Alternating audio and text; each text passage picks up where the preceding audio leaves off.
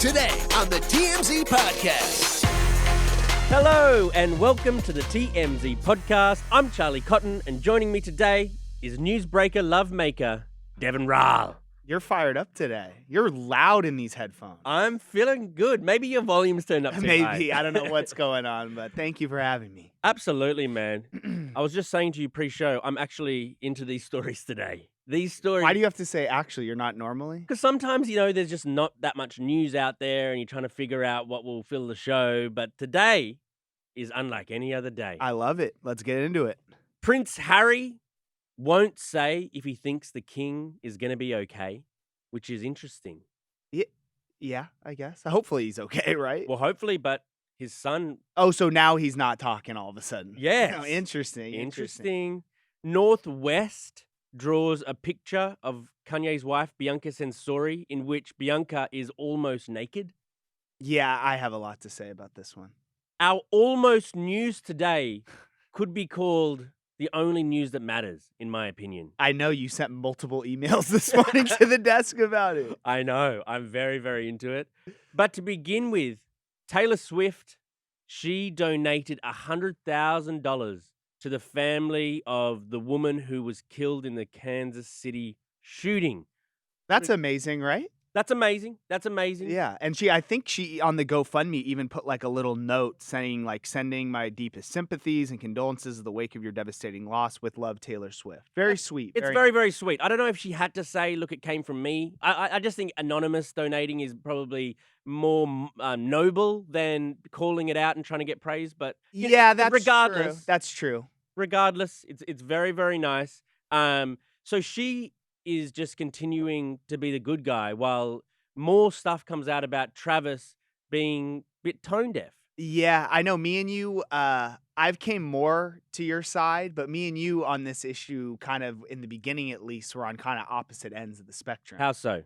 As far as, going out after, I get it. It's not a good look, especially with a beer in your hand and you're posing for photos and, you're smiling in photos. But it's like, I also didn't have the biggest problem with them going to an event that they had planned, but like well in advance. And they went to a dinner with their friends and family. Well, what did that really affect? Well, it's not about affecting anything. It's about this thing called optics. Yeah, that's fair. In the wake of your fans gathering to celebrate you and one of your fans dies that day and countless children are injured. Yeah, the children thing was, that made it to a whole new level. For you to continue to celebrate is one thing, I guess, but for their photos to emerge of you smiling and having a good time, and even in this, another photo's come out. Yeah, one of the tight end's wives on the Chiefs posted a photo from inside that party, presumably. Yes, Chiefs tight end Matt Bushman, his wife, Emily, proudly posted the photo yesterday where you can see 14 people. Travis is among them. Brittany Mahomes is among them. And they're all just like, arm in arm. It looks like a great celebration.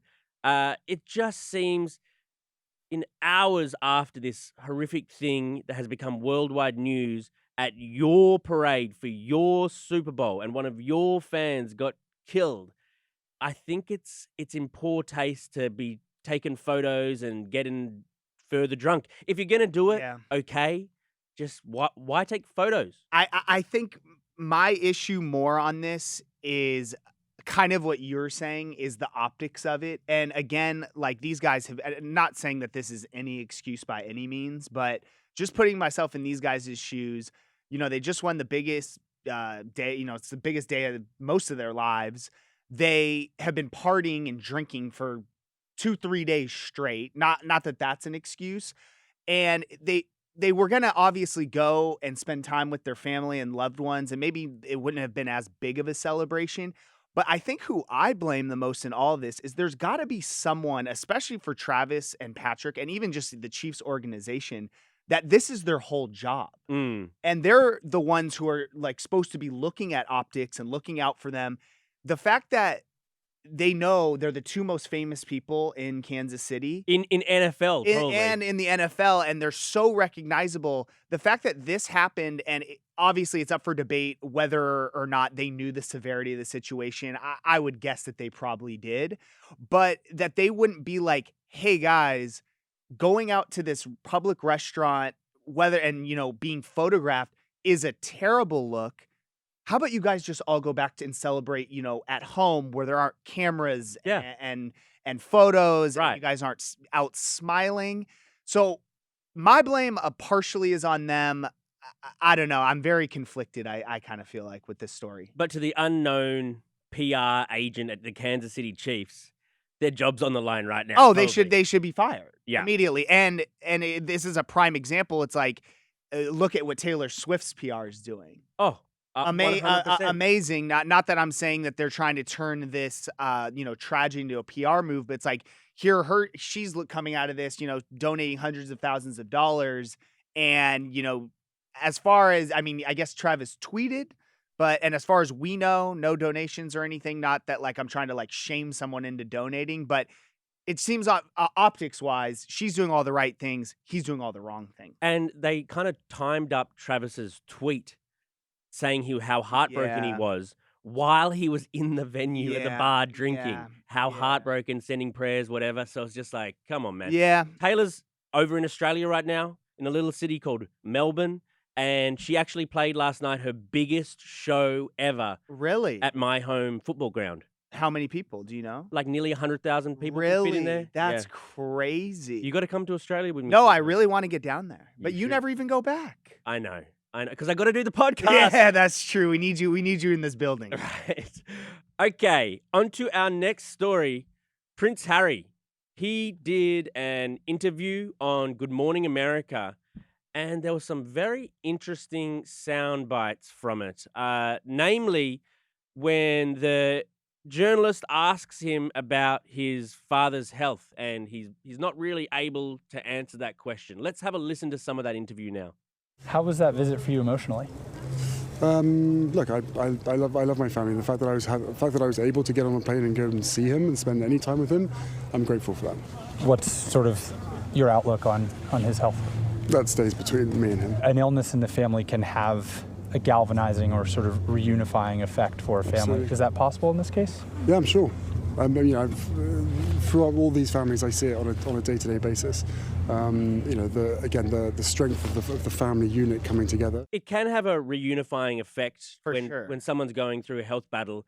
But if they lose that health battle, then I feel like all bets are off. You know what I mean? Like, yeah, of course. Well, I mean, say Charles, when Charles dies, William will become the king. Yeah. And I would have thought that William and Harry have a fractured relationship. Oh, you're saying like as far as Prince Harry and the rest of the family. Yeah. Like if he does end up passing, it's like they'll be done with it. I feel like they will be. Like when they don't have a parent left, it's like the family is fractured already, and I feel like Harry will just like be a Californian. He'll just like fade off into the U.S. I mean, the think so. other take I had from this clip, besides the fact that I don't know where they're at, but it looked extremely in Canada. Cold. It looked extremely cold. They're there for Harry's Invictus Games. Oh, okay.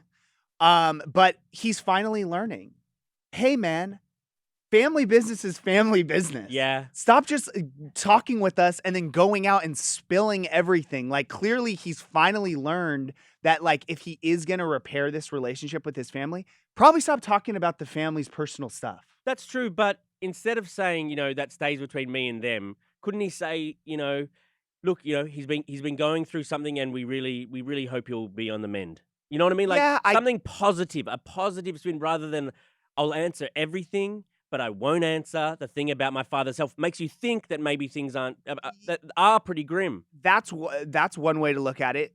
I'm looking at it as, hey, he did this huge interview and spilled all these family secrets. They clearly have some type of relationship. He flew back to see him and saw him. So they clearly had some conversation where it's like, hey, man, let's just keep what's private in the family, private. True. You don't need to go on Oprah and talk every day and go on Good Morning America and talk about like all of what we have going on in our family. Okay, I like that take. So I think he's like finally, in my eyes, this shows that they actually are starting to repair whatever damage that had been done. Okay. We're maybe- positive around here, man. Yeah, maybe you got me coming around. He also said in this interview that he's considered becoming an American citizen. I don't know what that would do to his Well, because he's image in England. He's already no longer royal, right? He's Didn't no they longer- they took his like crown and saber or whatever they gave him. Like what happened? that he was supposed to remove like the Sussex from Gotcha. their last names, but Gotcha. now they've put it back recently. Oh, You weren't here earlier in the week where it said Sussex.com is their new website for these guys, and they're going by Sussex again, like kind of tiptoeing back into the What? royal That's feeling. weird. They're supposed to take that title from them when they Yeah, left. it's like take the crown off, take the little cloak and Yeah. everything. It's like once that's taken, there's no getting it back. Well, he's saying now that he's once considered, and I suppose he will consider becoming an American, which would be interesting. Like he can get it through Meghan now because Meghan's American. Uh-huh. I find it interesting because I've lived in America over a decade now. And I've never considered becoming American. what? I don't feel American, and I don't What want do to you be mean? American. You live here. You have a daughter here. You have a wife here. Yes, Your employer's here. This podcast is American. but my heart is Australian. Okay. You know? Okay. Yeah, I don't want. I mean, maybe I'd get the part. If you get a passport, does that make you American? Maybe I'd get. No, I think you have to actually well, first of all, you're never going to pass any of the tests. So that's out. I only But just you- figured out how to drive on the right Yeah, side of the road. Exactly. So I don't really think it's in the cards for you Yeah. anyways. But yeah, I think you have to take some type of citizenship test, learn about history, sign some papers. I don't know, man. I was born here. I didn't Yeah. do any of those things. It's just curious to me that he's only lived here a way shorter while than I have, and he's already considered it. I would have thought a lot of people want to, keep their original nationality as a pride thing. You know what I mean? Yeah, I hear that, but I mean everything that's gone on with him in England the past few years, I think he's ready for a fresh start. Right. Okay, on to our next story. Northwest. She's 10 years old, and she's drawing nudie pics of Bianca Censori. It seems like she did like a little journal entry. I don't know. It looks like a school assignment. It looks That's like- what I was reading. It was like, what are what are the 3 things you're grateful for? 3 things you're grateful for, and this is what she said. I'm grateful for Vulture's Part 1 album because it's insanely good. Okay. I'm also grateful for the Black Vulture because if Vultures weren't alive, this amazing album wouldn't have come out. I guess they could have named it something else, North, but... Yeah. And lastly, I'm grateful for the song Carnival, which is a pretty risque song. explicit song for a 10-year-old to be listening to, I suppose. But underneath these 3 things she's grateful for, she drew like That's the album cover. the album cover where Bianca's butt is out. Yeah. I mean, there's some loincloth hanging over the crack. But yeah, there is. But One thing. So this is on the TikTok that North and Kim share. but It was it's taken since down. deleted, yeah. So Kim was clearly not happy about it because I don't think North took it down. Right. I think that's safe to say. First of all, beautiful handwriting. Yeah, it's not bad. For a Because- 10-year-old, yeah, for a 10-year-old. Beautiful handwriting. And she's quite an Um, artist. We've seen in the past she's good with the pen or Yeah, paintbrush. beautiful penmanship. I actually, I don't want to get into it, but I had terrible penmanship growing up. That I doesn't had to go surprise me. like an after-school program. Did you cursive? Oh, but now my penmanship, amazing. Really? Anyways, that's why I'm very impressed by her penmanship. Yeah. But I don't really have an issue with this. You don't have an issue with... Okay, so she's 10. What grade are you in? Like middle school? I don't know. I think yeah. So you're like probably end of elementary, middle school. Okay, you didn't listen to explicit songs at that age? Probably not. I was a bit of a... What? I wasn't a nerd because I wasn't smart, but, So you were a dork. Yeah, dork, maybe. Oh, That's what I was gonna okay. say. You didn't have any that had the parental advisory CDs that you would put in like your Walkman and jam to? Man, I was more of like, what was my era? Like, I was more like Spice Girls and like Backstreet, like, Dude, and Australian music. And honestly, I Australian would like music. to know this before I step on the podcast. I'm learning way too much. I was about it. never, like, Australia in general isn't, like, huge into rap. But you guys are so vulgar. Yeah. So that doesn't make any sense. That's true, actually. That's It's kind of a weird dichotomy. It is. But so that I don't really have a problem with. And then the photo, like, she's drawing the album cover, right? Mm. And it technically really doesn't show much nudity. Well, what must Kim think, though? Because reportedly, Kim wants Bianca to cover up around the kids. I mean, I'm for, I'm not for that for myself, but if I had kids around her, yes, I would be for it. It's a little inappropriate. But these kids, and especially North, are just enamored with Kanye. And you don't really like the responsible parent who you spend most of the time with. But when you get to go on stage to thousands of people and your dad lets you do anything and you're with his new girlfriend, you like that parent even though they're the irresponsible one. Yeah, he says a lot of problematic things, is around a lot of problematic things.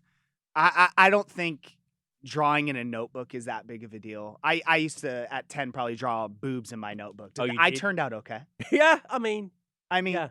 I did. I think my mom would have been upset if she saw my notebook. but there you go. We're here. There you go. Okay, on to our final story of the week. Your favorite.